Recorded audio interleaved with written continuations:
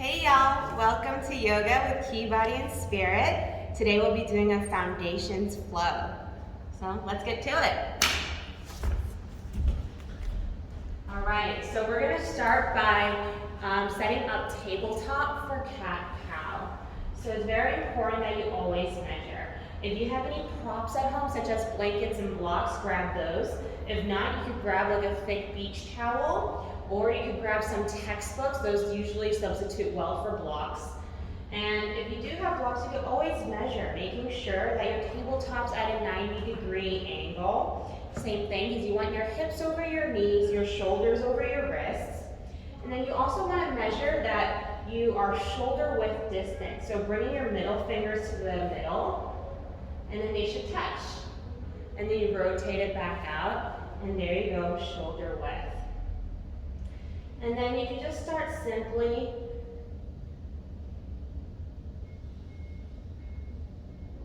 finding the curvature of your spine. Inhale for cat, exhale for cow. Trying to move from the pelvis. That's where the curvature of the spine begins.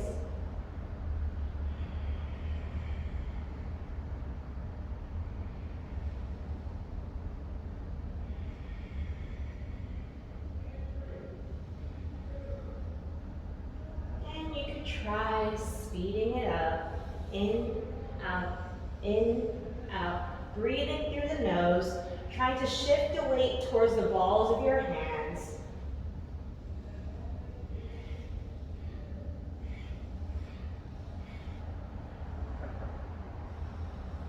Here, and moving the pelvis up and down, coming into cat and cow. We are building heat, this heat moving up the spine. Pause in the center. You're going to flip your right wrist 180 degrees around. If it's too intense to flip both wrists, you flip one at a time and just make some circles first, getting into the wrist, making sure you go in both directions. And then play with the other wrist.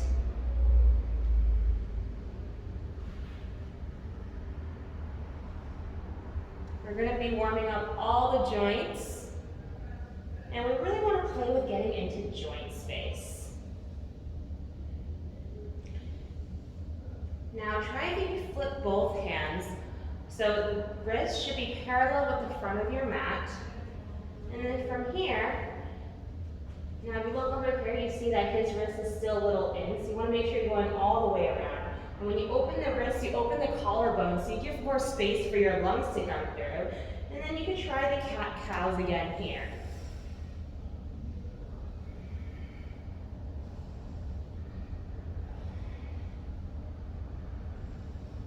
Really plugging in the tops of your feet. So tops of the feet on the ground. Bring your knees in a little closer so they're hips width distance. Yeah, releasing the tops of your feet so you're, there you go. So the tops of your feet are really your anchors. You want to make sure they're plugged in. Shoulders are still stacked over wrists.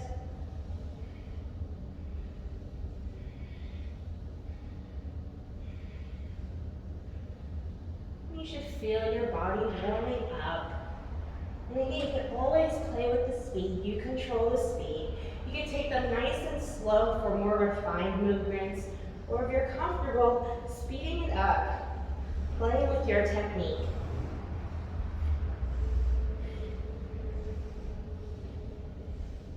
Pause in the center, flip the wrists back to normal, and you're going to come onto the balls of your feet and come to sit on your heels. Yeah, so this is pretty intense for some people. So if this is too much, you can always place a block or a textbook underneath. It relieves some of the pressure. Very rarely do we spend time stretching our feet, so it's good practice just So make sure you get in there. You can interlace fingers over the head and go for a shoulder floss. Getting into the shoulder. If this is too demanding, you can simply circle over the head, otherwise going all the way around. Making sure you go in both directions.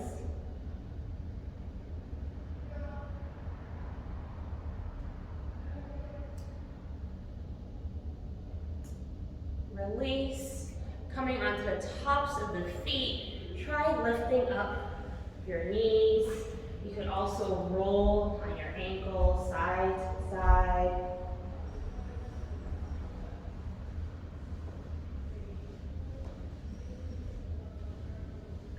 And coming back to tabletop, we're going to step into a plank. So in your plank, you want to make sure you are once again stacked. So making sure shoulders are over wrists. You can check that your middle fingers touch in the middle. And then now you want to make sure that your feet are hips width distance. You can try pressing the heel of the foot to the ball of the foot. That's one way of measuring hips width distance. And you want to shift your weight forward so your heels are not sitting back. You want to make sure you're on the balls of your feet. Belly button towards the spine. And then from here, you're going to bend the knees, lift the hips into downward facing dog. I like to play with the bending the knees in the down dog and keeping the heels nice and high. But sometimes if you just extend your legs, you lose the curvature of the spine, and then the currency, the energy, won't be flowing up and down the spinal cord. So keep a bend in the knees, keep the hips nice and high. And then we're going to roll it forward to an upward facing dog. Now up dog, you can keep your toes tucked, or you can have the tops of the feet on the ground. When you have the toes tucked, I think it creates for a better boundary, so you don't just sink in. And then in up dog, think about opening from the pubis, navel, sternum. So you're opening your front body to access your back. And then push back up to downward facing dog. Keeping a gaze towards the fingertips. And roll it forward to an up dog.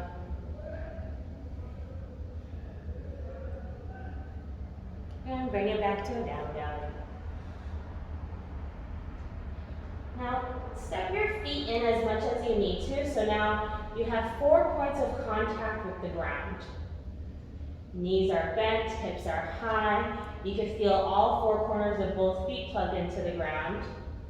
And then you're going to use your right hand to grab your left heel. So you're in a short down dog twist. Hello.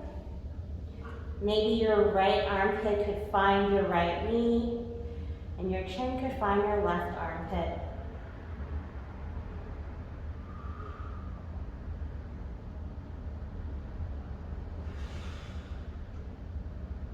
And release, let's try the other side. So left hand cups right heel, left knee and left armpit, chin finds right armpit. Going for a twist. Release. Bring it back to a plank. I always measure my down dog from a plank. So back to plank, and then back to downward facing dog. Lunge the right foot forward, left knee down. And top of left foot down as well, because the top of your left foot is really your anchor here. And really find the fit of the right knee into the right armpit. And then massage the right armpit. Really feel how your knee fits into your armpit.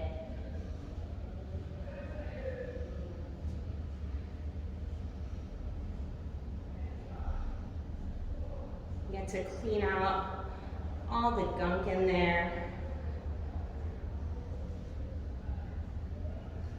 And you could know that you are balanced here by reaching out your fingertips. That's how you could find your measure. And then by virtue of plugging the top of your left foot into the ground, you're going to peel your chest off your thigh, bringing your your arms by your ears. Anjaneyasana, Crescent Moon.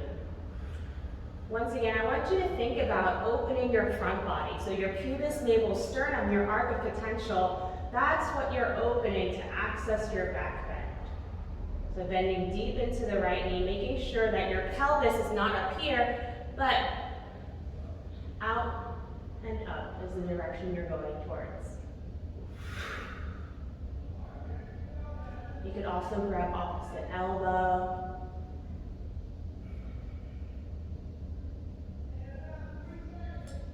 And release, step your right foot to meet your left foot, back to a plank, pressing up to a down dog.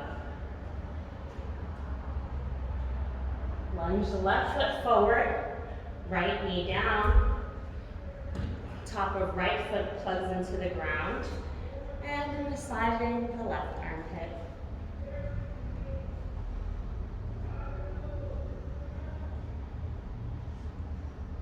And now it should feel a little funky.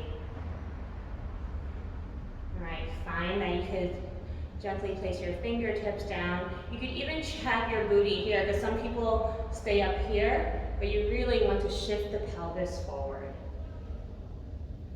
And now, by virtue of plugging the top of your right foot into the ground, you're going to peel your chest off your thigh, arms by your ears, Crescent Moon, Anjaneyasana. Grabbing opposite elbow. It's always nice to find more points of contact. Contact gives you information. If this is really intense, you could always place a block over here, right on the thigh. That should help you access your lower back more.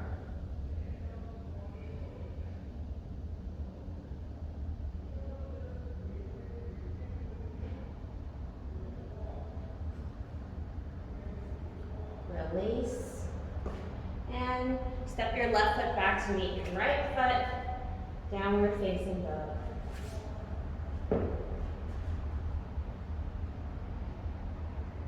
Let's get into the hips. Lunge the right foot forward, left knee down.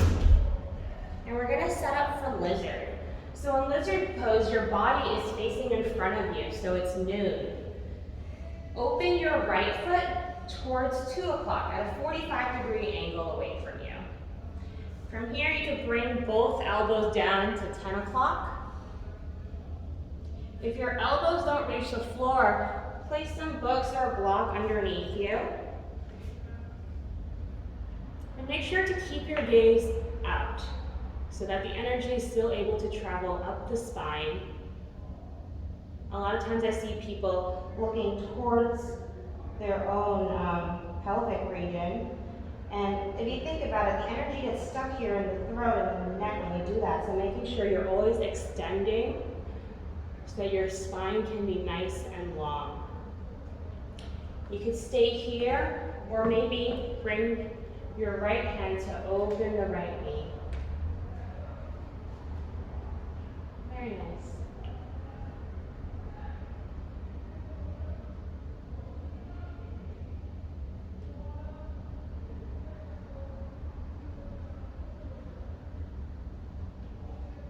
Walk yourself back up. Bring your right foot back towards noon, and then step your right foot back to a plank and downward facing dog. Bring the left foot forward, right knee down, top of right foot down. You're now going to open your left foot towards 10 o'clock, and then bring both elbows down towards 2 o'clock. Again, if your elbows don't reach the ground, feel free to use a block. And make sure you keep your gaze outward. You could stay here, or leaving your right arm down, opening the left knee.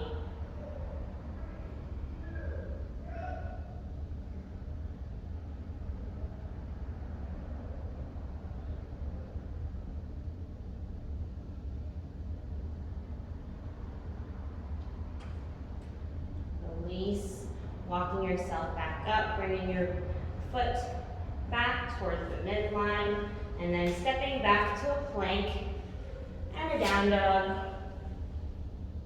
Let's roll it forward to an up dog.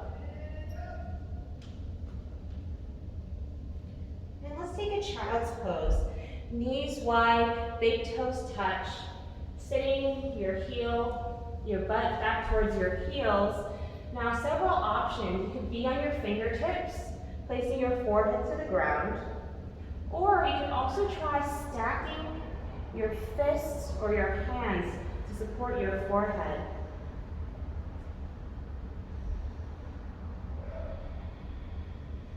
I like having a little scaffolding for the neck. So there's lots of ways that you can play with a child's pose. You can always also use a block underneath the forehead and walk the fingertips out. Lots of options here. And every time you have a moment of stillness, take the time to reorganize yourself. Find the points with which you are grounded, feeling your legs against the mat, your forehead against the surface.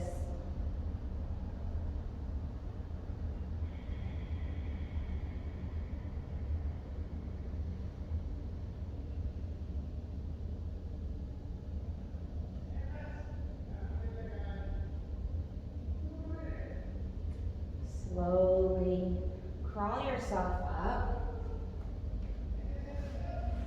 And we're going to come into camel. So there are multiple ways to come into camel. The first way I'm going to show you, you're going to tuck the toes and holding on to your lower back, see if you can reach for your heels, cupping your hands on your heels. That's one way of reaching camel. And really think about your belly button going forward.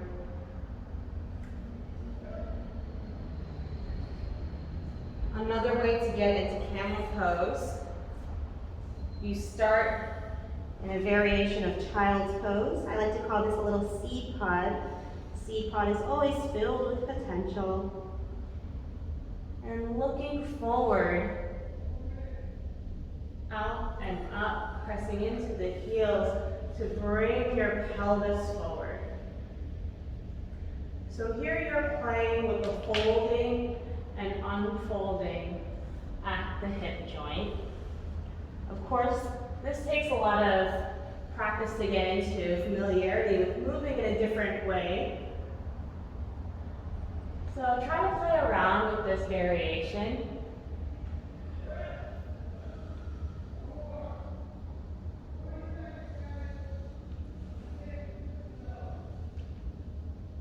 Or if it's too demanding, feel free to start from the top, tucking the toes, holding on to the lower back. Some people, you might be here, and that's totally fine. You can stay right there. Otherwise, you could reach down and cup your heels.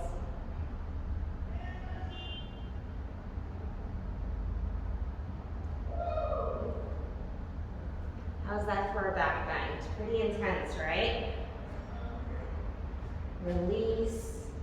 Let's come back to a child's pose. I like to do a wide-legged, so knees apart, big toes touch, and then come back to a child pose of your choice, either stacking the fists, the palms, or walking out your fingertips.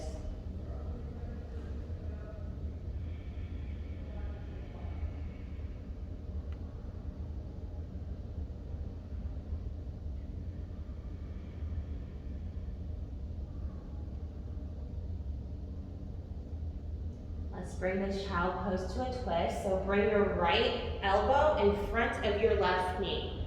Your right hand comes into a fist and your left hand grabs that fist. And then you're looking up and around, maybe bringing your right eye towards the sky.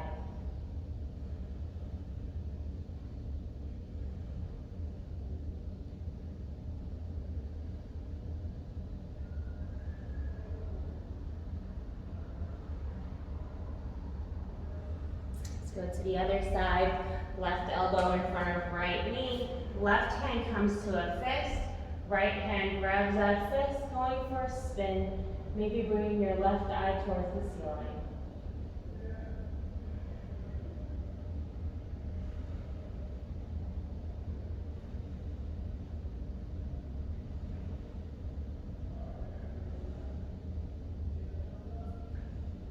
Release, palms to the ground. And let's step back to a plank.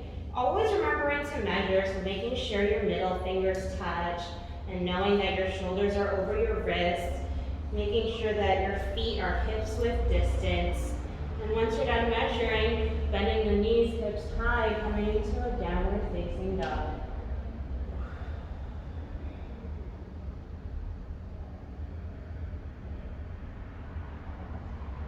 Let's set up for a pigeon pose. So for pigeon, I always like to have scaffolding underneath myself. So you could take your towel and roll it up to prepare to put it underneath your pelvic floor, or you could stack a block underneath you, whichever you have. But it's always nice to have scaffolding. You want to make sure that you are fully supported, and that way you're able to let go in the pose.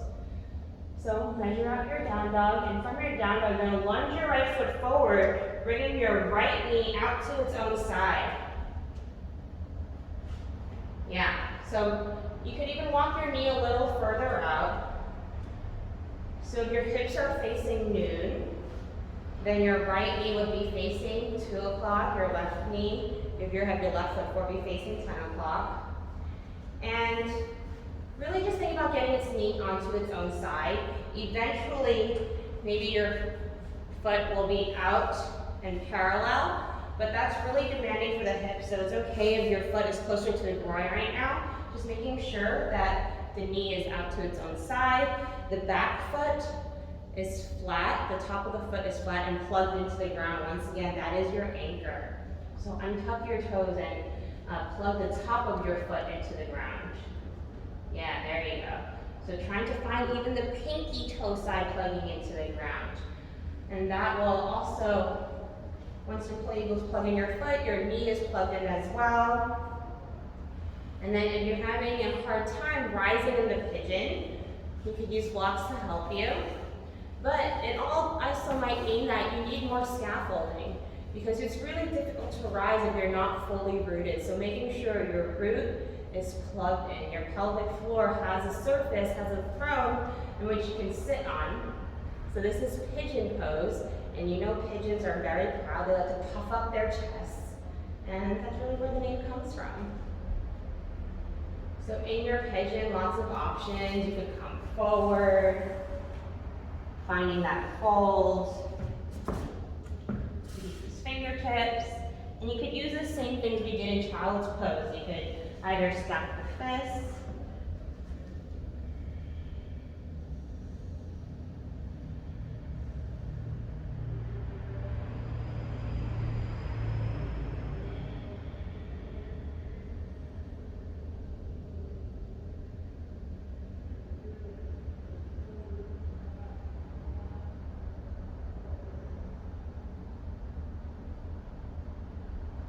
again in these moments of stillness, reorganizing yourself, noticing where you're plugged into the ground, all the different points of contact you have with your own body. Imagining the breath traveling down below the belly button, in and out through the nose.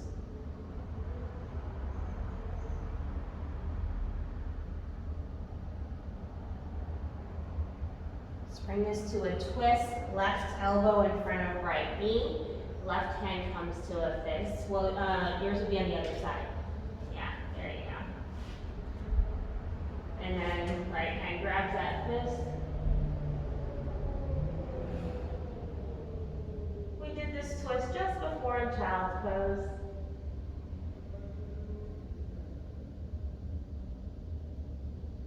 Release. Bring your right foot back to meet your left when you're back in a plank, back into a down dog.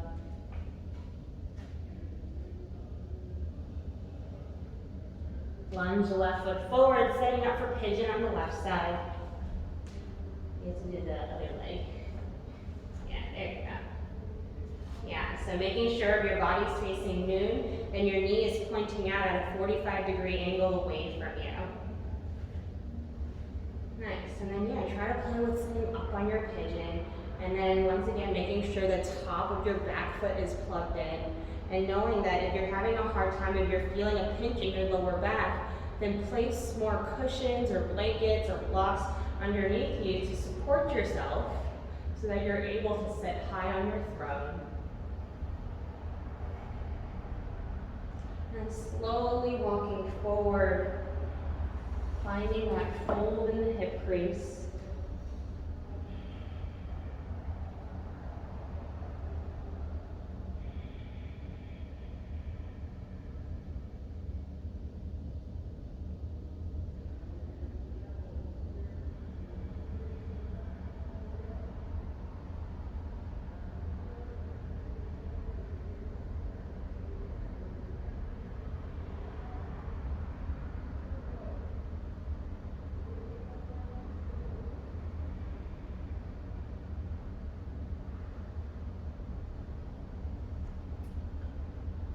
Walking yourself back up, sitting up for a twist on this side, bringing the opposite elbow in front of the knee that's out, forming a fist with that hand and grabbing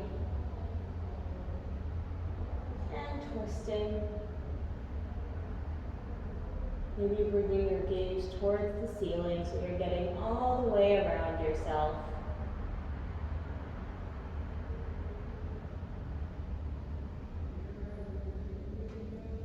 Release. Remove the props from underneath yourself. Coming back to a plank. Pushing up toward the down dog. Rolling forward towards an up dog.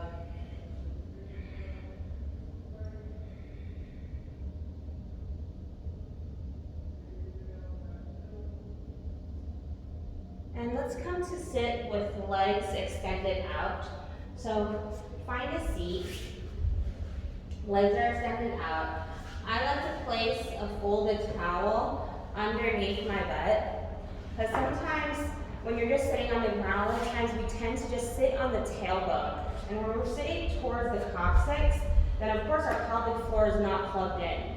So when you're able to elevate yourself, and then scooting back, removing the flesh away from your sit bones, really finding how your pelvic floor plugs into the ground, keeping the feet flat, so 90-degree angles at your ankles, keeping the knees bent, and trying to find the contact, so this crease in the hips, trying to find contact between chest and thighs. Maybe you could reach your feet. But bend your knees as much as you need to, so you can find your armpits in your knees. And then maybe you have to scoot your butt back a little. If you feel like you can extend your legs, scoot your butt back even more. So this is a variation of a fold. A lot of the times I see people when they try to go for a fold, they simply do this. And notice here, you get stuck in your back. So again, that curvature in the back prevents the energy from extending and expanding outwards. So that's why you want to keep the spine straight. You want to find the contact. And then keeping the gaze out. And making sure your feet are hips width distance. That could mean 2 fists right between the arches of your feet. Or it could mean you grabbing the bottoms of your feet and your thumbs just touching. And then from here, maybe you can place a block. You could come to a fold.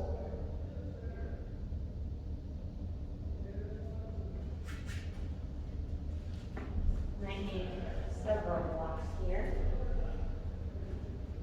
Bringing the feet a little closer together so they're hips width distance. Yeah, there you go.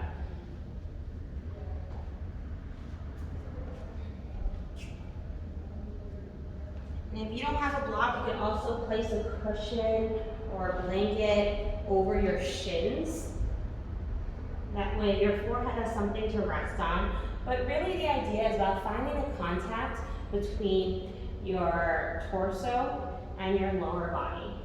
Again, the more contact there is, the more information that's exchanged between yourself. You're having a conversation with yourself.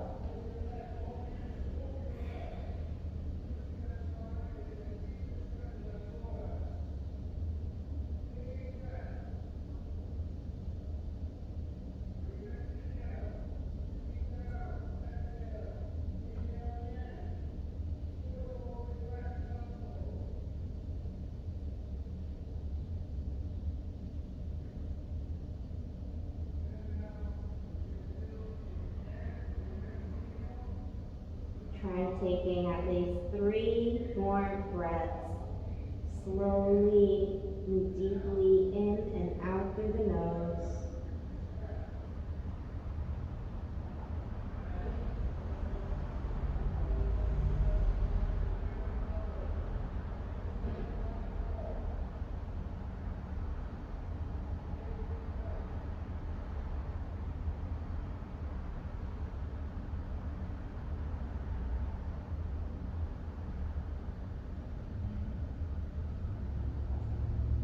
Come up, grab opposite elbow, keep your gaze forward, and by plugging yourself into the pelvic floor, press into the pelvic floor to unfold.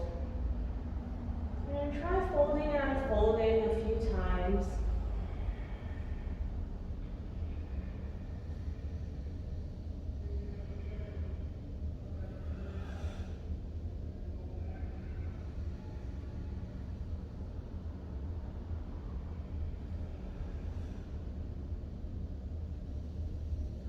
Stay up.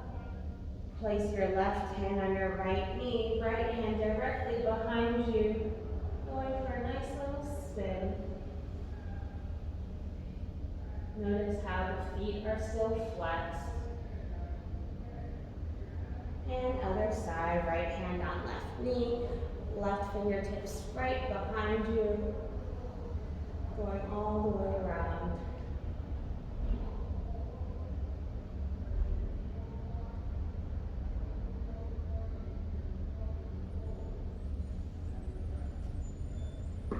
Let's come to a happy baby. So coming onto the backs. And again, finding contact. So trying to bring your knees right into your armpits and finding your heels into your hands.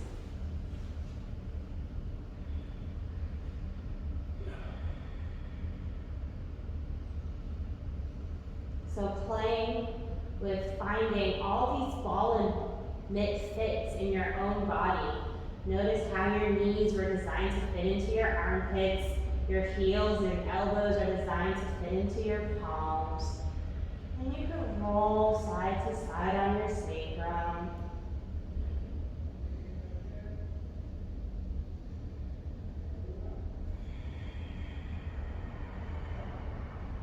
Giving yourself a little massage.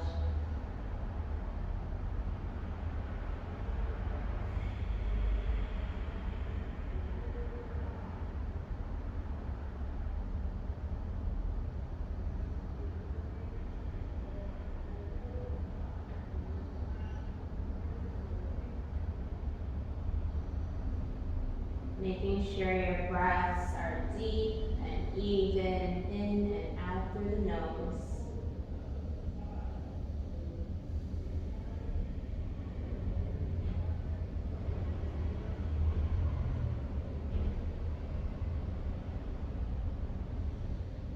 Slowly start rolling up and down your spine.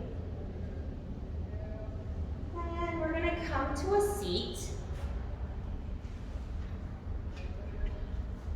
I'm going to recommend coming to sit in Virasana, Hero's Pose. So knees together, heels on either side of your butt.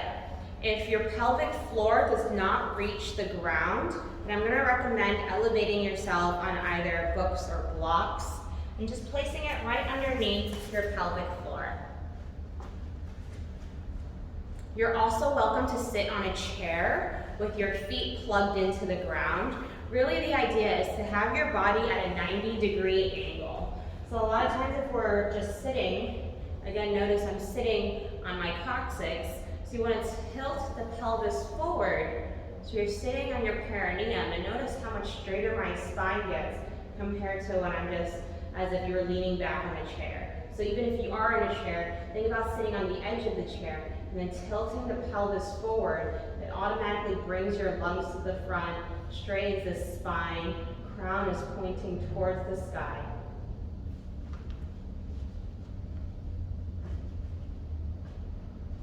From here, we're going to grab opposite elbow, really making sure that the elbow fits directly into the palm. You're designed to fit yourself. Then inhale, to open, exhale to close. In, out, in, out. Remember, you play with the pace, so you could take them nice and slow, making very refined movements. Or if this technique is familiar, then maybe try playing with the speed. You could try speeding it up.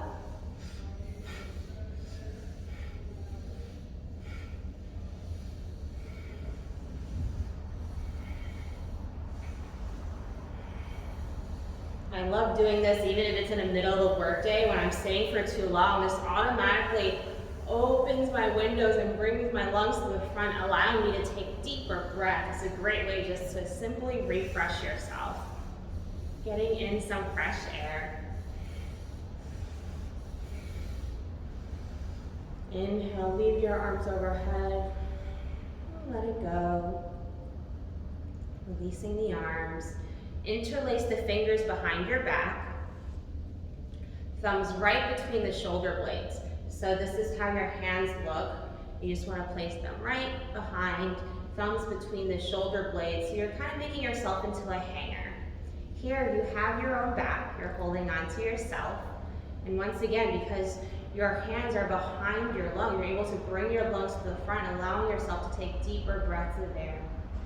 And you're going to start pumping. Inhale, exhale. Inhale, exhale.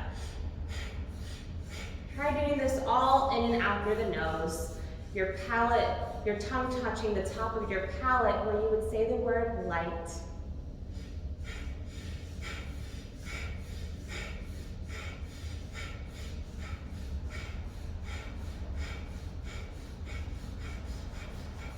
You can always speed it up, like your little butterfly or a hummingbird.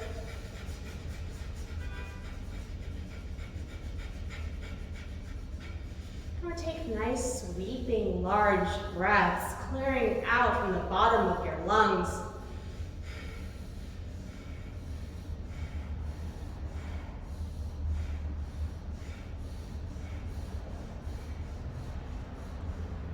Release, inhale, arms overhead.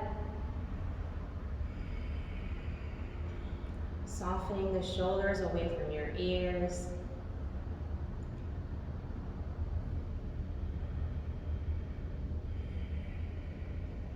Another moment of stillness, finding how you're plugging into the ground, how you make contact with the earth.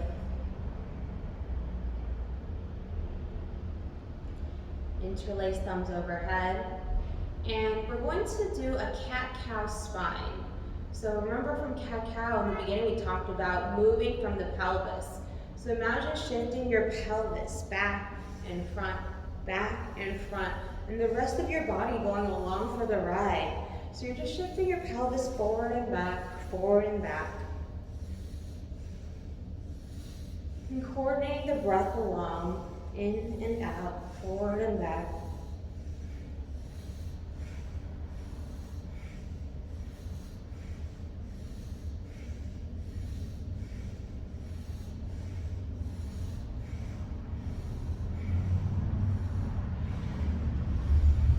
Inhale, hold the breath up top, seal the pelvic floor, channel the energy up towards the crown of your head. Take 3 more sips of air through the nose.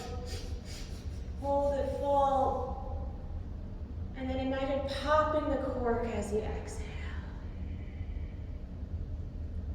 Palms gently resting on your lap.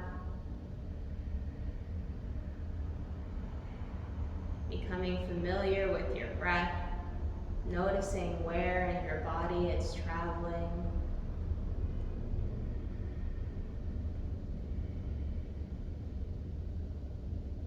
Place your palms together at heart center, thanking yourself for taking the time to practice today and for committing to this act of self-care. Thank you for joining us in this foundations practice. Let us know what you think in the comments and what else you want to see.